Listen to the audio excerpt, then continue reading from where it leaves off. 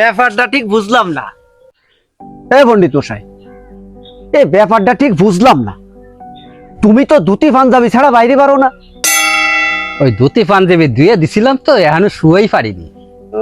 সে না শুয়েছে রে বাবা, আবার এর মধ্যে সেটা দাড়িও রেখে ফেলাইছো। ব্যাপারটা কি? ও দাড়ি, ও মানে দাড়ি ওই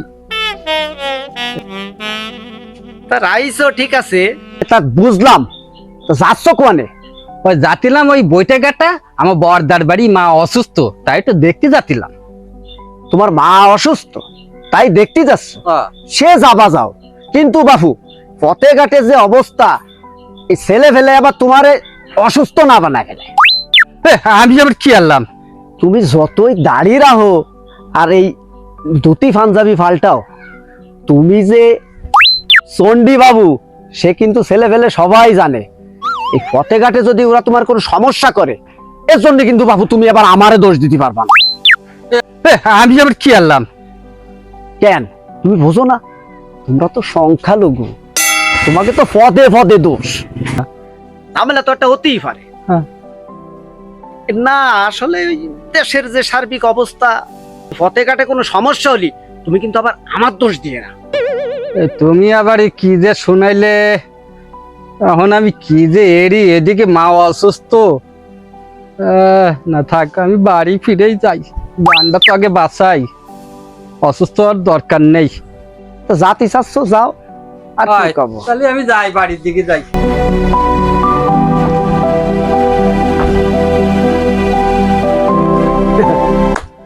দিছি ক্যাশ লাগায়।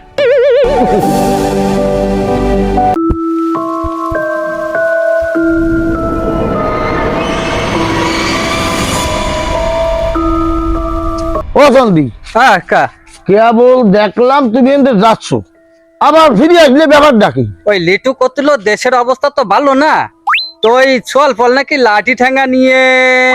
তোমার এত ভয় পাওয়ার কি আছে? তুমি জন্মসূত্রে এই দেশের নাগরিক, হ্যাঁ?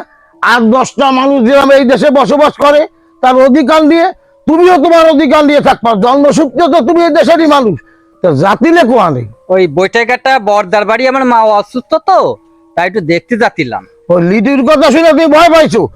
তুমি তো এই দেশের নাগরিক, এত চিন্তা কি? চলো আমার কাছে চলো, আমি দেখলাম দিই। মানে কাকা? ওরে মানে কাকা কি, এই দেশটা কি কেউ কিনে নেছে নাই? আসো দিদি আমার সাথে, আসো আসো।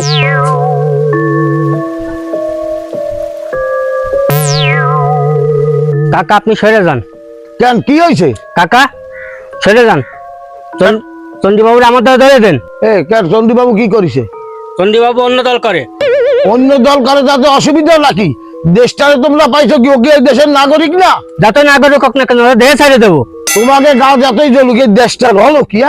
এর মধ্যে থানা নেই, পুলিশ নেই, সব আন্দোলন ফান্দোলন করিয়ে যে যারে ফালে বাইরে দূরে নিয়ে যাচ্ছে, তোমাকে ব্যাপার ডাকি।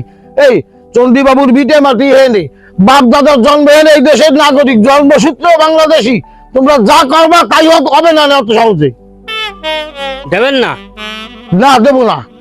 সরে যাও, কলটি করে দিলাম। যাও হেনতে যাও। সরে যাচ্ছে, কিন্তু আপনি ওরা কিন্তু বাঁচাতে পারবেন না।